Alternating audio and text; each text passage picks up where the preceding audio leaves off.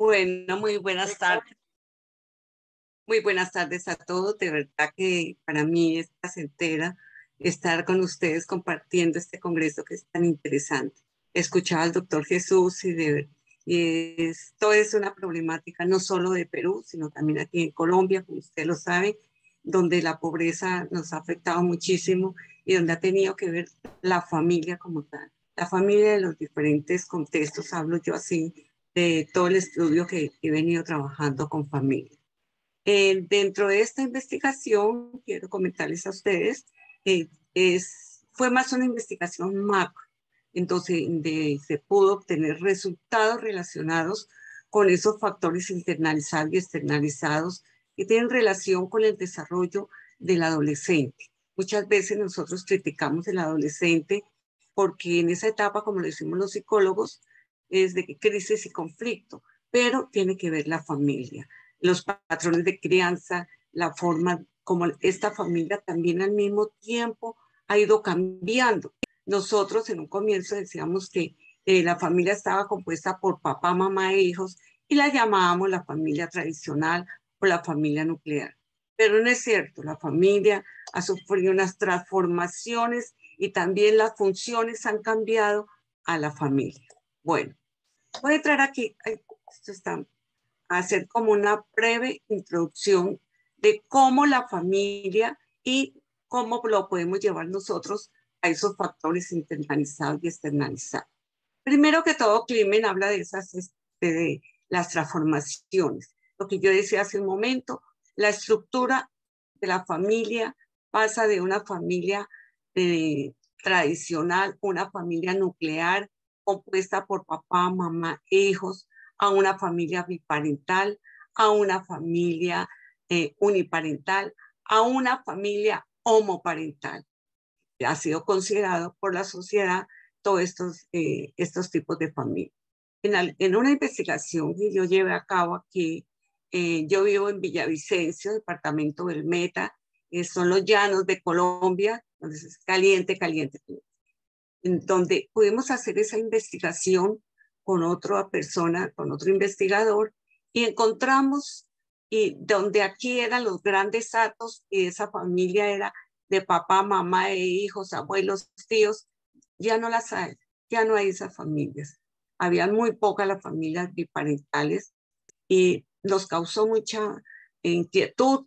Estaban también las familias homoparentales, ellas de un mismo sexo que también cuidaban hijos. Entonces, es de ahí. Las funciones, igualmente, las funciones de la familia. Ya no es la mujer la que hace el aseo en la casa, la que hace los alimentos, sino también el hombre entra a realizar unas funciones similares. Todo esto es por todos esos procesos de modernización que desde hace varios años han estado cambiando el quehacer de la familia como tal, donde esa modernización tiene una relación con los valores importante, en donde en algunos casos escuchamos en las diferentes noticias, tanto ya sean noticias por la televisión o las noticias por la radio, en fin, o por otro medio de comunicación, que los valores dicen, no, es que los valores se han acabado. No, lo que pasa es que precisamente por estas estructuras y por esta modernización de la familia, no es que los valores cambien, los valores cumplen otras funciones diferentes. También dentro están los mecanismos de trabajo. Si nosotros nos podemos ver, ya la mujer puede desempeñar oficios relacionados donde hace algunos años los ejercía, era solo el hombre. Nos damos cuenta en las universidades, aquí en la universidad, donde psicología era solo de mujeres. No, ya también hay hombres que ejercen la psicología. No, es que la ingeniería era de hombres. No, también hay mujeres que pueden ejercer la ingeniería. Entonces, esos mecanismos de trabajo, es decir, en el campo laboral, también se han modernizado. Y la crianza de hijos, no sé si sucede también allá en Ecuador, pero como esa crianza de los hijos es, decimos los que ya tenemos nuestros hijos ya grandes y hasta adultos, ha cambiado muchísimo. A ver, esa crianza en la actualidad de los hijos por parte de los padres, en donde los hijos no se les puede gritar, no se les puede llamar la atención, porque ya vamos a una demanda, o van los padres modernos a demanda. Son permisivos, y ahí es donde yo más adelante voy a tocar los diferentes tipos de crianza y hasta dónde la familia ha ayudado a que se puedan presentar esos tipos de crianza. Entramos también acá, de acuerdo a toda la teoría de Clemente y de Spinoza, en esos hogares conflictivos. Miren que esos hogares conflictivos están llevando, de acuerdo a ese estudio que pudimos realizar, a unas prácticas delictivas, donde decimos, pero ¿por qué se consume nuestros hijos? Porque están consumiendo sustancias psicoactivas. ¿Pero por qué? ¿Qué es lo que está pasando en el hogar? En una investigación que yo hice, en un trabajo que expuse el año pasado sobre la salud mental de las familias, ¿sí? Todo este caos que se está presentando, pero también al mismo tiempo la violencia intrafamiliar, esa violencia intrafamiliar que lleva a esto, a esas prácticas delictivas. De allí, de esos hogares conflictivos, vienen los malos tratos hacia los hijos, malos tratos hacia la esposa, en donde conduce a la formación de unas conductas que podríamos llamar inapropiadas.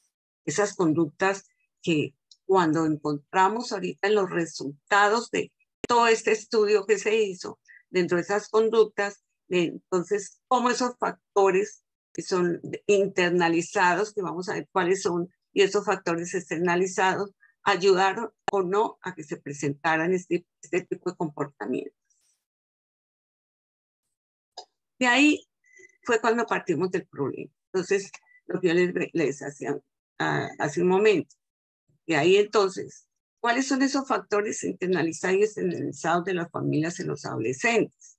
Es a partir de allí, de toda esa problemática que se está presentando en nuestras familias, en nuestra sociedad, la violencia intrafamiliar, la descomposición familiar, entre comillas, podríamos decir, las funciones que ejerce la familia, que ya no es esas funciones que ejercía el hombre, que era el que trabajaba y llevaba el alimento a la casa, sino que en algunos casos, según se dice que por la modernidad, entonces el hombre también puede estar en la casa y la mujer puede ir a trabajar, o al contrario, los dos tienen que trabajar.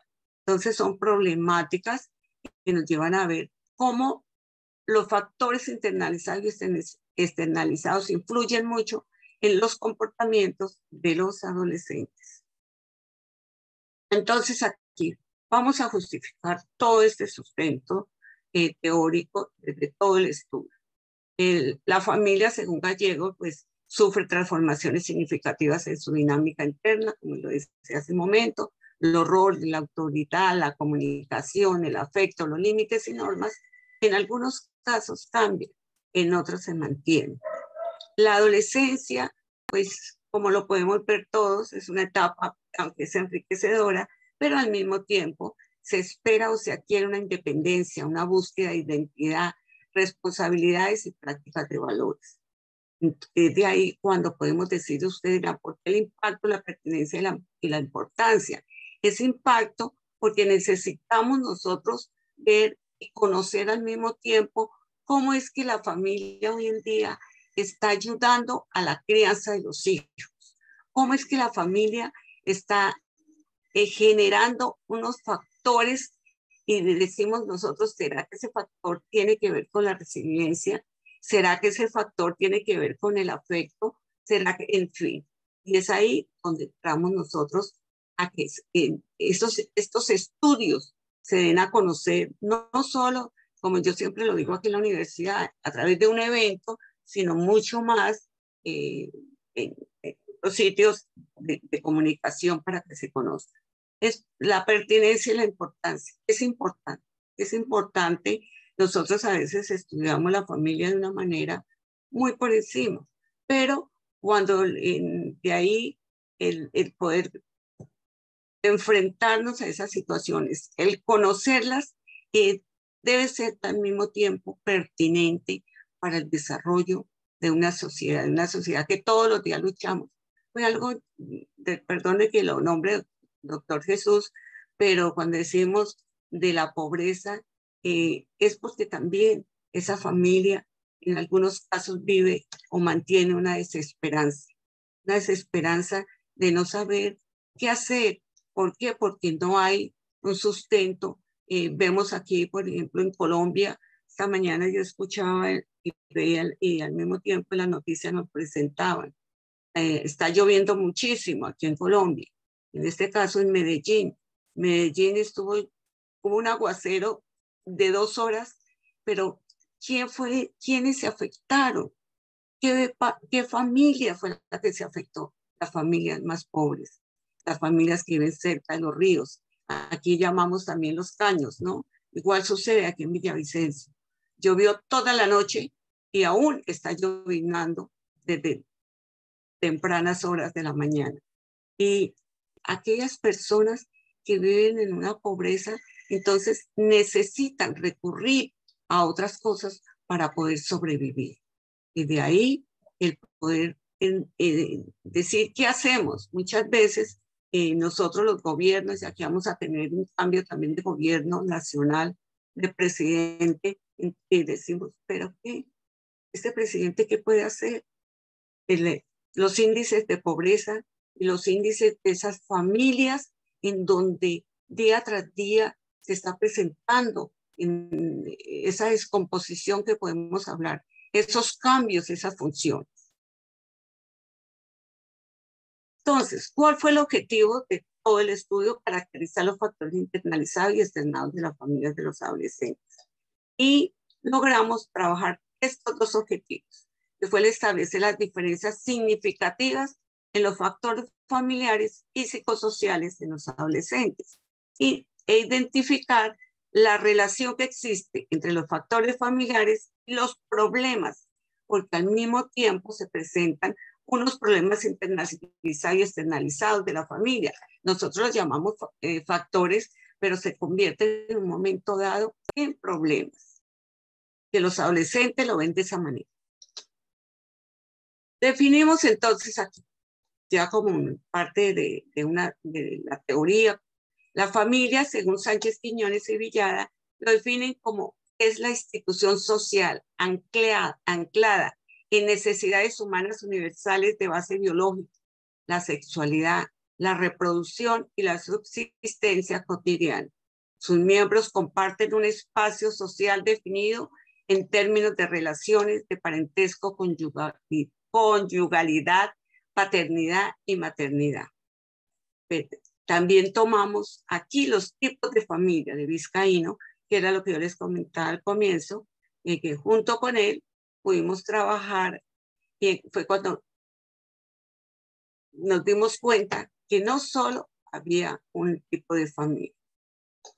La UNICEF en el 2011 definió la adolescencia como aquella que es definida como un periodo de cambio entre la infancia y la edad adulta, la cual puede dividirse en 3 etapas: temprana, media y tardía.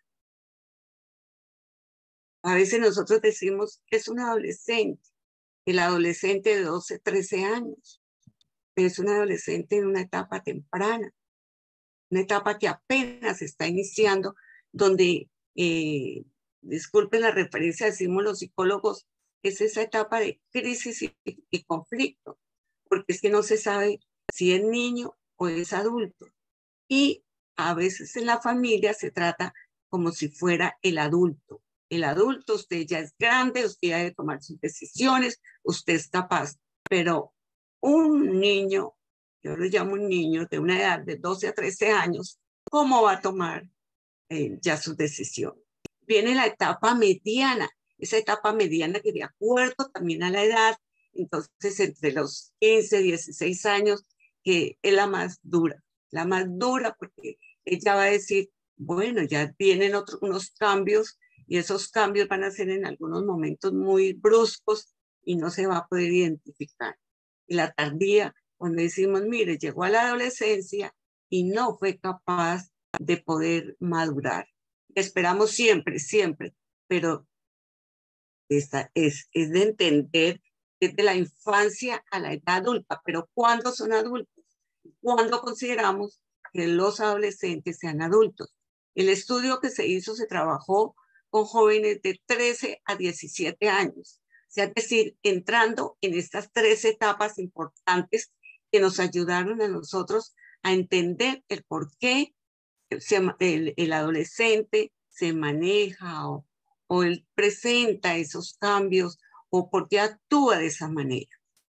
Y Moreno y Klimen, ellos trabajaron esos problemas internalizados y externalizados, sobre todo Moreno.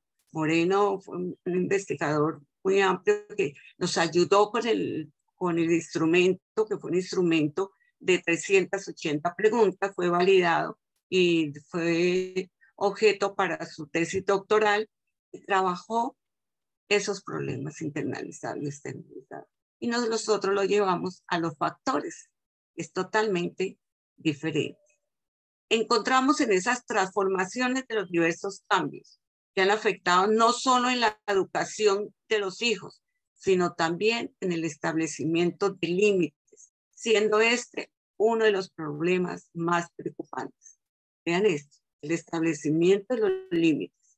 De qué manera dentro de la familia hacemos que nuestros adolescentes sean capaces ellos de poder entender cuáles son los límites y hasta dónde ellos pueden llegar y de qué manera pueden ellos manejarse dentro de su grupo, dentro de una sociedad que día tras día los está avasallando de X o Y manera.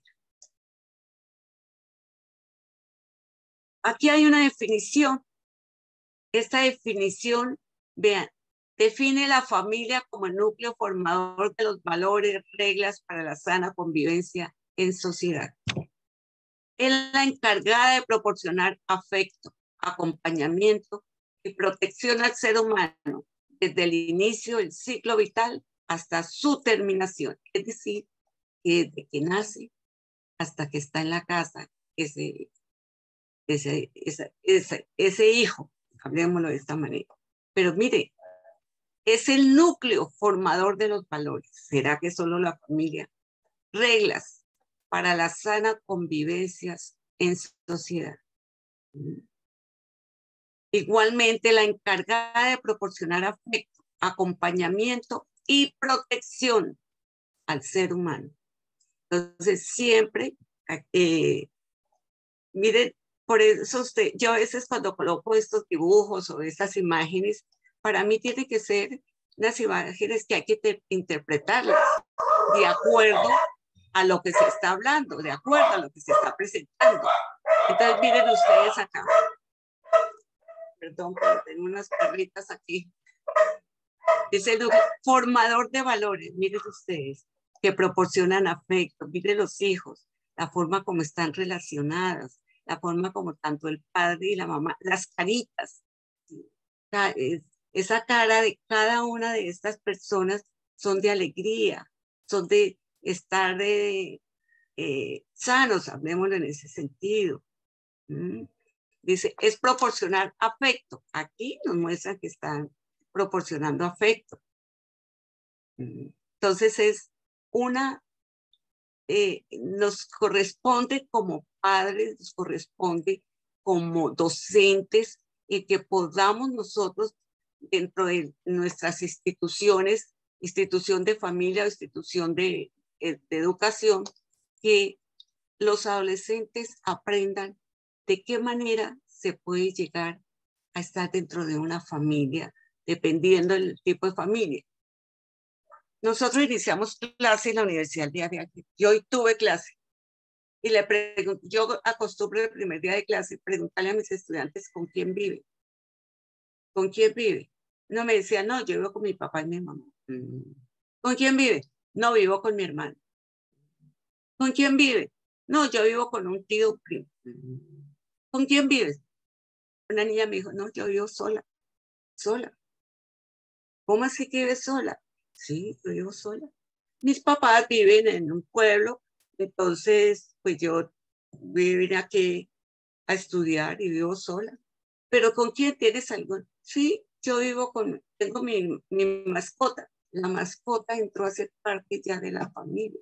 Ya la familia es ella, su mascota. Entonces vean ustedes cómo muy pocos fueron los que me dijeron, yo vivo con mi papá y mi mamá. Entonces es ahí desde un comienzo esa transformación de la familia. Algunos dicen, no, es que yo no necesito estar viviendo con nadie. Yo me puedo defender solo. ¿Y quiénes son los estudiantes de nuestra universidad? Adolescentes que están entre edades de 17, ya si lo podemos hablar, de esa adolescencia tardía o intermedia, desde los 17 hasta 18 máximo, el que tenía hoy era 20 años. Y yo les pregunto la edad. No, yo 17, uno me dijo, otro 18, otro 20. Entonces, ¿nos imaginan cómo se está hoy en día transformando esa familia? Y está considerada familia, claro, la uniparental, familia uniparental, entonces la llamamos. Y cuando me dice, no, es que yo vivo sola, vivo con mi mascota, sí, yo tengo un perrito y él me acompaña. Ah, miren, entonces quedan diciendo cómo se puede mantener, quién le ayuda en, en esto que nosotros llamamos de ayudar a formar sus valores, si hace mucho tiempo vive sola. Bueno, aquí encontramos ya otro autor para definir familia, y es Castellano. Dice, conjunto de personas unidas por vínculos de sangre, referidos al padre, familia patrilineal, cuando viven con el papá. Y a la madre, familia matrilineal, que habitan bajo el mismo techo. Otra definición.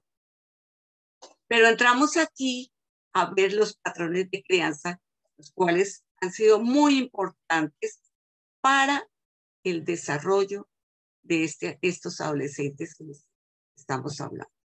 Leal dice, es un proceso cotidiano en donde se construye subjetividad mediante interacciones entre personas que hacen parte de la familia, cuya forma específica de relación, prácticas de protección, cuidado y enseñanza, de creencias, valores y formas de actuar que los padres desarrollan con sus hijos.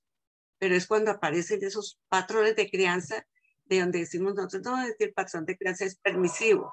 Pero ¿cómo es permisivo? No, es que el patrón de crianza es indiferente. Son aquellos padres y encontramos todo eso. Pero vean ustedes la definición de patrones de crianza.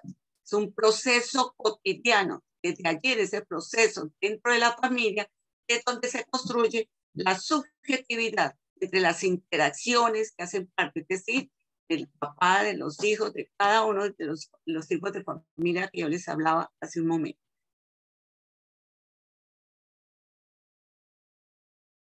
Y encontramos acá toda esta ya de la teoría para entrar en lo que hemos hablado de esos factores. Se han ido diluyendo o extinguiendo las funciones que tradicionalmente tenía la familia. Según Echeverry, estas tres definiciones fueron importantísimas para todo el estudio. De ser una unidad multifuncional, ahora solo cumple 3 funciones: la procreación, la socialización, el mantenimiento material. Producto de los cambios socioculturales y un impacto sobre la unidad familiar. La primera característica de la familia de hoy es la coexistencia de una diversidad de tipologías.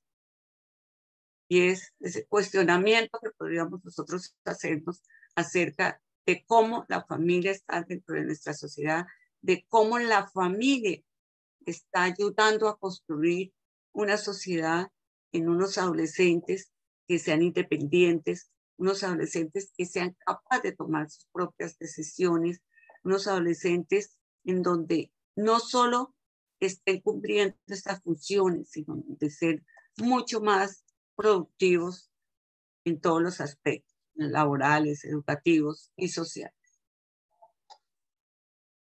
Fue el diseño, después trabajamos un enfoque cuantitativo, un diseño experimental de campo descriptivo, lo que yo les decía a ustedes, el cuestionario predeterminado adaptado para Colombia, por Moreno. La descripción del instrumento se basó en 5 áreas, fue de 380 ítems, todos los aplicamos. Fue una población con 52 adolescentes sobresalientes. Miren acá cómo cambia, porque ya ahorita cogimos 3 poblaciones de adolescentes totalmente diferentes, que fueron adolescentes sobresalientes, y les aplicamos los mismos instrumentos. 34 menores infractores.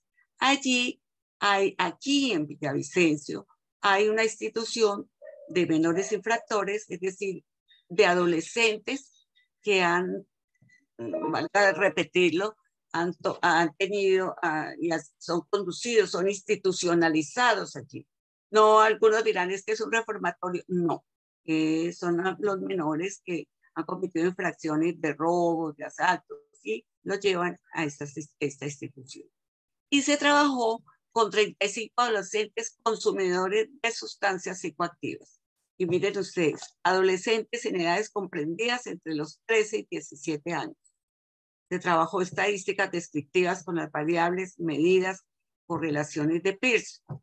Yo aquí donde les presento una pequeña parte de todo este trabajo porque fue muy amplio, muy amplio. De ahí, pues, yo pude elaborar un artículo sobre el apego, porque me causó mucho interés e importancia de cómo el apego es tan importante en el desarrollo del adolescente. Aquí entonces, ya en los resultados, la distribución de la muestra. Masculino fue el 85%, es decir, que se trabajó con prácticamente, era de género masculino, el 85%, y un 15% no más femenino. Vamos a ver los tipos de familias con las que encontramos en el estudio, perdón. Entonces, tipo de familia. La biparental, es decir, compuesta por papá y mamá. Vivían ellos con papá y mamá. Por lo menos fueron 58. Monoparental materna, que vivían solo con la mamá, 21. Monoparental paterna, 6. Recompuesta, es decir, que vivían también con la mamá y el padrastro, 6. Recompuesta, es decir, que vivían con la madrastra, 5. Y sin padres, 5. Es decir, vivían solos. Están los porcentajes que pudimos obtener. Y aquí ya entramos a cuáles fueron esos factores. Los grupos de factores, los internalizados. Encontramos dentro de los factores internalizados la autoestima, la resiliencia, los síntomas, la satisfacción y la felicidad. Sin embargo, como pueden observar ustedes, los adolescentes viven felices. Viven felices. Fue el factor, en cuanto a su evaluación de 1 a 10, 7.4 fue altísimo. Fue la media. Observen acá ustedes el mínimo de 2 y el máximo 10 para una desviación de 2.7. Viven felices, seguido por la resiliencia. Pero sin embargo, es preocupante por los síntomas que se presentan, la autoestima y la satisfacción. Algunos de ellos manifestaban no estar satisfechos, pues, como están, como viven, precisamente por lo que yo les comenté ahorita, y pudimos trabajar con los infractores y los consumidores. Entonces, por eso manifestaban que no estaban satisfechos. Aquí los externalizados y los factores familiares. Entonces, dentro de los factores familiares estaban las prácticas maternas, las prácticas paternas y el apego materno, que fue fundamental. Y los externalizados, esos factores externalizados, seguridad del vecindario, apoyo y consumo. Y se encontró una correlación positiva moderada de 0,50 entre el apoyo que tiene el adolescente y las variables prácticas maternas. Es decir, que los adolescentes, ellos se sienten más seguros, se sienten estables, se sienten apoyados de la forma como la mamá los atiende o están con ellos, cómo ejerce esas prácticas maternales. Hay mejor relación entre el adolescente y las mamás. Prácticas paternas y el apego materno. Miren acá. Concluyendo que los adolescentes se sienten apoyados en cuanto se presentan mejores prácticas de los padres. Los que no, los que encontramos que no, eran porque no se sentían ellos representados o no se sentían mejor de acuerdo a todas esas pautas de crianza que se podían ejercer en el hogar. Existió correlación negativa baja entre el consumo de sustancias ilícitas, como el alcohol. Ya se presentó más, es decir, que los adolescentes de temprana edad están consumiendo alcohol. Están consumiendo otro tipo de sustancias, como el bazuco, marihuana, y algunos llegan hasta la cocaína. Y el apego materno. Entre menor apego materno, existe una mayor probabilidad de consumo de alcohol. Muchos de ellos comentaban que su mamá los abandonó, sobre todo en el caso de los menores infractores, no hubo una buena relación con la mamá, entonces de ahí ellos llegaron a consumir, y en este caso fue lo que más consumieron fue el alcohol. De muy tempranos iniciaron todo el alcohol hasta llegar prácticamente a ser alcohólicos y cometer esas infracciones de robo, de asalto, de atropellos, y fueron conducidos pues, a este centro que yo les hablaba. Y aquí vean esas correlaciones, ya de esas prácticas maternas, prácticas paternas, y aquí era donde yo les decía, y los valores los cuales nosotros entendimos si vemos acá, el 0,50, la resiliencia, lo que les decía, el consumo de prácticas paternas, miren ustedes, prácticas maternas, es decir, que cuando no hay un apoyo paterno dentro del hogar, los adolescentes ingresan al consumo, que son los factores externalizados. Mientras que los factores internalizados, observamos acá la resiliencia y la satisfacción. Ya que podemos entender, por ejemplo, el 0,4 será una correlación positiva moderada. Igual, aquí está también moderada, 0,60 quiere decir en este sentido que se dan correlaciones moderadas, sin embargo, al mismo tiempo, la felicidad 0,28, ¿dónde lo podemos encontrar? 0,9. No son felices, nos están diciendo, nos encontramos ahí. Su autoestima, como yo les decía, son una autoestima bajo. Mire ese apego materno, menos del 0,20.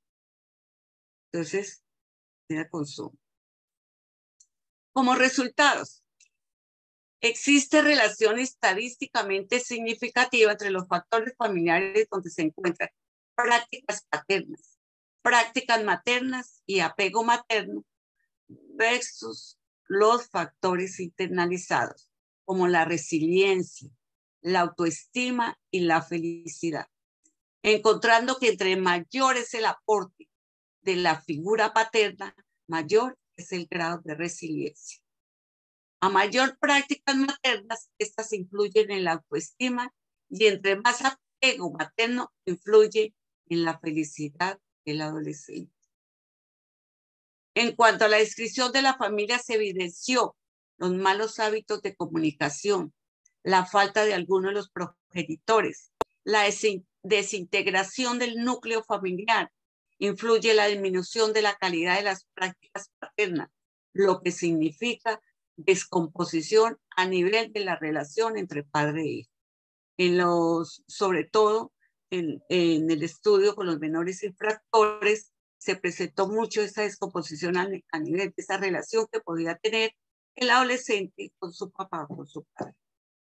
La separación de los padres, como se dieron cuenta ustedes, encontramos que únicamente vivían con el papá, vivían con la mamá, influye en la disminución de la calidad de las prácticas paternas, y los problemas entre los padres influyen en la disminución del apego materno. El rendimiento académico de estudiantes está asociado a la buena autoestima y a las buenas prácticas familiares. Este fue pues de la muestra que tomamos en los estudiantes sobresalientes. Sin embargo, quiero decirlo acá que algunos de los estudiantes sobresalientes eran consumidores de sustancias psicoactivas. Ya entrando a la discusión de todo este análisis de esta presentación, entonces la estructura de la figura monoparental llegó a una desintegración, a un abandono paterno, es decir, a la familia disociada, y lleva a la delincuencia. La delincuencia de este grupo de menores infractores son, a medida que el estudiante, el adolescente, presentaba allí todo este tipo de comportamientos, era relacionado con el abandono paterno. El consumo llegó y llevó a las prácticas paternas, ocasionado por las prácticas paternas. La ausencia de padre a conductas delictivas, es decir, de acuerdo a toda esta teoría, el capital social, familiar y de delincuencia. Entonces, tanto si vemos el estudio en términos generales, cómo está la familia tenía dos tipos de familia, esa familia que está disociada, esta familia que estaba compuesta, pues, donde había un apego materno, pues influía muchísimo en el comportamiento del adolescente. Pero el abandono paterno tenía que ver con la delincuencia del adolescente y cometer conductas delictivas, en algunos casos llegar ya a, vemos aquí, ha sucedido con muchísimos casos de que el adolescente ya atraca, ya roba, ya hacen y son llevados a instituciones, como llamamos nosotros, de los menores infractores. Aquí hay algunas de las referencias. Muchas gracias. Esta es la Universidad donde yo trabajo. Repito, y ya avisé. Gracias.